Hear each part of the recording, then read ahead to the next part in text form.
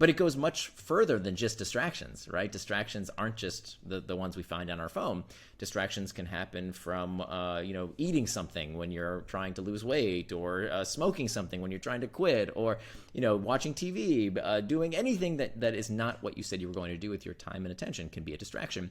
And so I think this is the skill of the century. This is really the macro skill that enables us to have all these different things that we want in our life that are important to help us live out our values.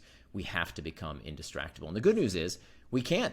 It's not out of our control. The tech companies are not hijacking our brains. There's a lot we can do as long as we believe we can. You see, I think the biggest problem these days is not the technology itself. That's easy, right? These companies are, the Candy Crush is not going to enslave our brains, okay, folks?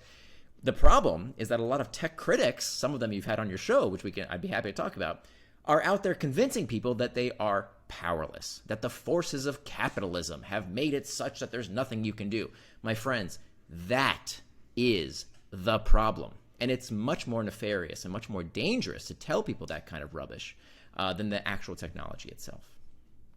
So let's talk on that, because I've had Johan Hari on the show, whose book Stolen Focus was focused on the sort of more capitalist, more power and dominant role of technology within society and how it's ever growing and taking more and more of our sort of brain equity. What are the things that you most clearly disagree on? Because for context, we'll explore this as time goes on, but there'll be listeners that have listened to the episode with Johan, so it'd be good to understand the clear differences so we can deep dive a little bit more. Yeah, well, let me start with the similarities. I mean, the biggest similarity, and the thing I agree with him, and I respect a lot of his work. I've read several of his books. I think some of his books are fantastic. Stolen Focus is garbage, I have to say. It's really bad. And the reason it's really bad is that even though he does focus on the right issue is our ability to control our attention. Couldn't agree with him more about the importance of that skill. His conclusion is that it is done to us. Our focus is being stolen from us, from these nefarious actors of capitalist with capitalist intent. And he takes a completely cynical perspective to say that because companies can monetize your attention, their will is to take as much of it as they can and not give a crap about your well-being. And that is wrong. That is wrong. It's a very cynical take, right? That in fact, these companies want you to use their products, but they don't want to burn you out. They don't want to addict you. Right? We see that these companies, Apple, Google, have come pre-installed with ways for you to dial back. How many products can you name that help you use that product less? Very few, right? Junk food doesn't come with a way for you to stop purchasing so much McDonald's or stop eating so many chips, right? That doesn't come installed with those type of products. And yet many of these tech products come installed with ways for you to use these products less. Why would they do that? Well, because there's in fact a market incentive to help you use these products in a healthful manner for the rest of your life and not burn out. What we see when people use a product too much, when it hurts them, right? People aren't stupid. If a product doesn't serve you, guess what? You use it less or you look for an alternative. And so it's exactly what happened to the car industry, that 17 years before any law mandated it, car companies started putting seatbelts in cars. Why?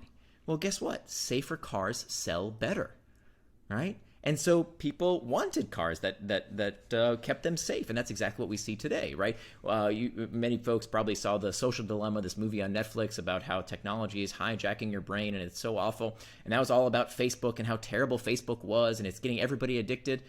I don't know anybody under 30 who uses Facebook anymore because the site is a goddamn dumpster fire.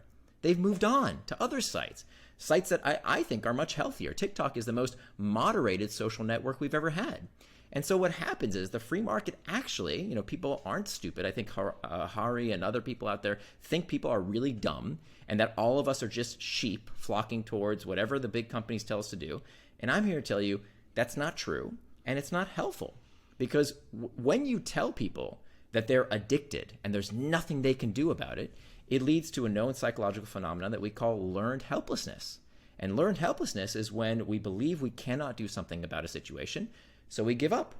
So I think that the tech companies love it when critics tell people, oh, technology is addicting you and there's nothing you can do, right? And we, of course, love that narrative. The traditional media, the New York Times, the Fox News, they're in the same exact business. We all realize that, right? Traditional media is in this book publishing. Johan is selling books that consume the same focused attention that Facebook wants. It's the same business. All media consumes attention, right? So what I offer, as opposed to saying, oh, gloom and doom, we're all helpless, what I'm saying is, folks, get a grip. We can do a lot about this.